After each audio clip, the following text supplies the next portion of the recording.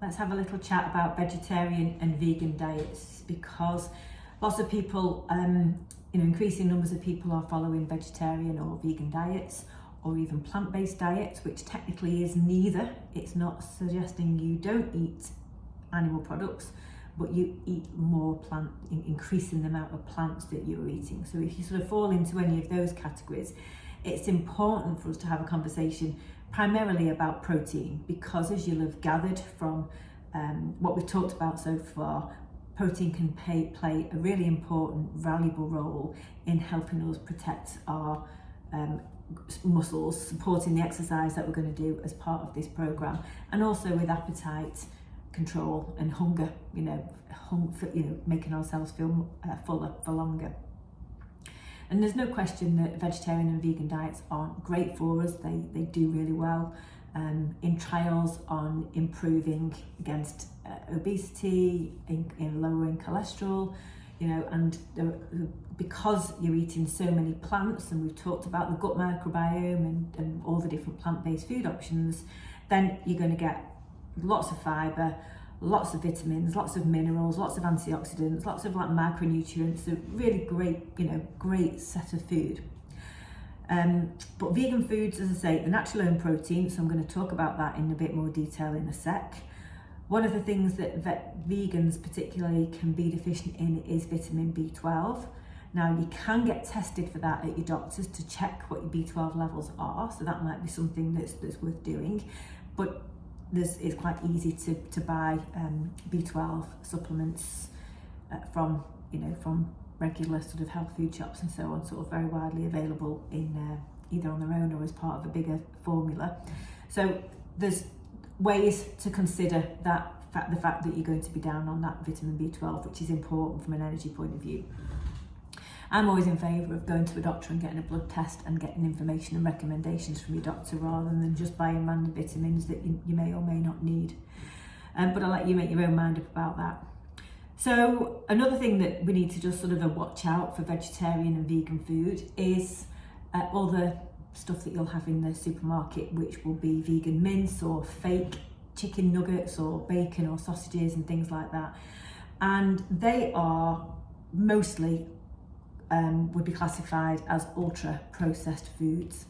So they're not healthy, they're not good for you at all. And I am a fairly, some of you may know that I used to work in advertising, so I'm very sort of aware of the whole idea of marketing and targeting certain groups and selling them, making products very attractive.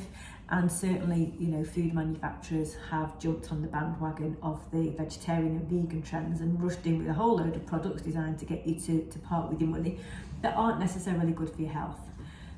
So I'm not saying never eat them, but be mindful of the fact that they're not going to be great for you compared to eating natural, unprocessed foods. And two, don't fool yourself into thinking that if you're eating a fake chicken nugget or a vegan mince that it's necessarily going to be high in protein, okay? Because it might not be. So let's talk about the proteins that you can get from vegan food, because it's very possible.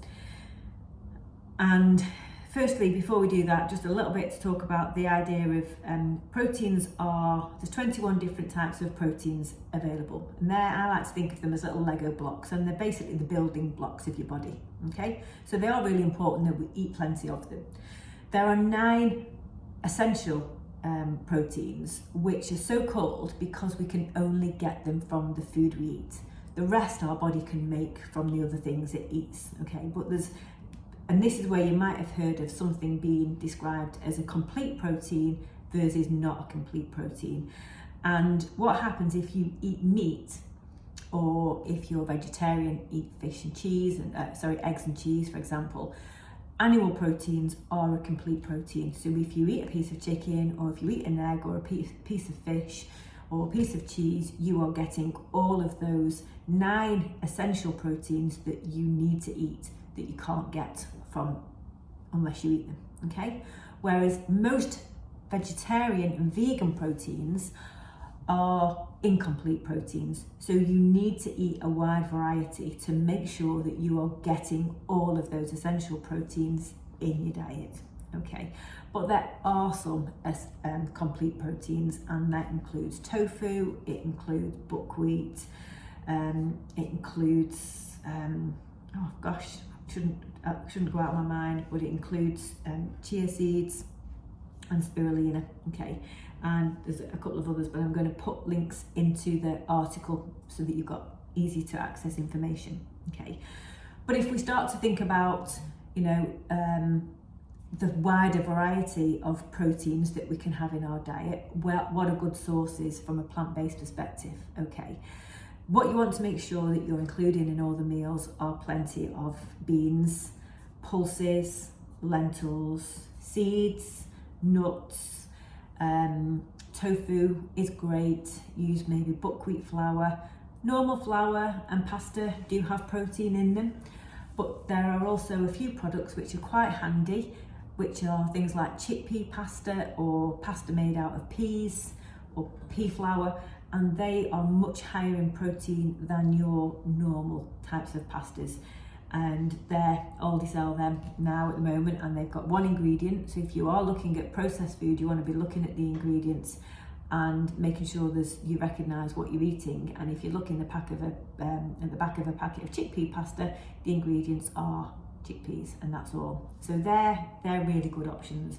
And if you start to put together a range of different foods, if you, for example, we're going to make a sort of a pasta dish with chickpea pasta and tofu and maybe some other pulses, some lentils, you very quickly can get a really high protein meal, okay?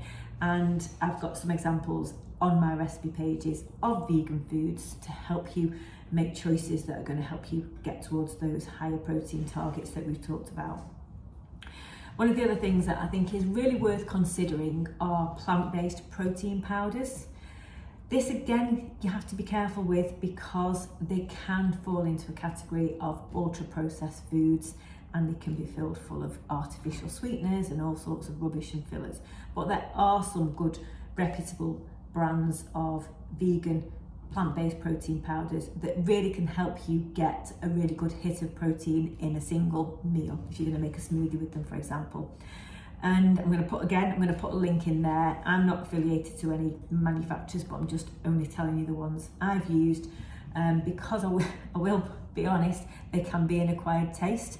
So I have got some vegan protein powders in my house that have just not made it into my diet because they're so revolting. But the one I'm going to link at the bottom is something that I've found I can make quite palatable, and to the point that I actually enjoy it now. So be prepared if you are going to try vegan protein powders to have a little bit of trial and error to find things that you work. Not necessarily a cheap exercise because they're never cheap things, but it might be something that's worth adding to your repertoire. You know, if you have, say, a protein smoothie for your breakfast that's got 25 grams of protein in it, then that gets you off to a really strong start. Okay, so that's my thoughts about vegan diets. One, plenty of opportunity for you to get protein, just takes a little bit more attention. Be very careful of ultra processed food and the stuff that's marketed to vegans in supermarkets, because they are going to be full of additives, full of chemicals and synthetic food things, and possibly not a lot of good quality protein. But make sure that you're including plenty of legumes, seeds, nuts, tofu, buckwheat flour, etc. into your diet, and you should be fine. Okay, any questions on that, let me know.